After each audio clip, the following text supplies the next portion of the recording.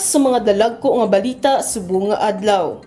Mas pinalawig nga pagbukas ng Ungka flyover gintugutan na. Suno sa Iloilo City Traffic Management Unit o kon ICTMU, ginapurbahan na sang Department of Public Works and Highways o kon DPWH ang pagpalawig sang oras sang pagbukas ng Ungka flyover matapos ang ila meeting subong nga adlaw Disyembre 19. Sa subong, ang duha ka inner lanes sang nasambit nga flyover ang pagabuksan adlaw-adlaw halin alas 6 hasta alas 10 sa aga kag alas 2 sa hapon hasta alas 9 sa gabi para sa light vehicles. Ang pagpalawig sang oras ang ginayo sang sangguniang bayan sang Pavia kag Congressman Michael Gorseta sang Segundo Distrito.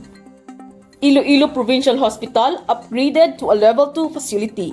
Ang Iloilo Provincial Hospital nga nahamtang sa Barangay Rumbang, Putotan, Iloilo na accredit bilang Level 2 Health Facility sang Department of Health. Ang accreditation amo ang ginanunsyo ni DOH Region 6 Director Dr. Adriano Subaan. Ginwelcome ni Iloilo Provincial Hospital Chief Dr. Alberto Cordero ang pag-upgrade sang hospital nga nangina fully departmentalized kag may 24/7 major departments lakip na ang surgery, orthopedics, pediatrics, obstetrics, gynecology, internal medicine, anesthesia, radiology kag outpatient department.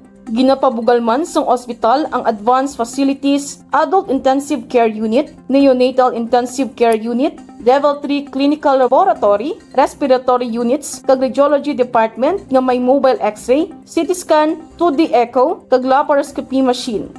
Ini si Nyarika Domanais ang inyo ka-PN.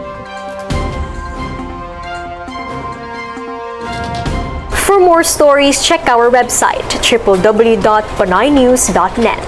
Follow us on Facebook, Instagram, and Twitter, and subscribe to our YouTube channel.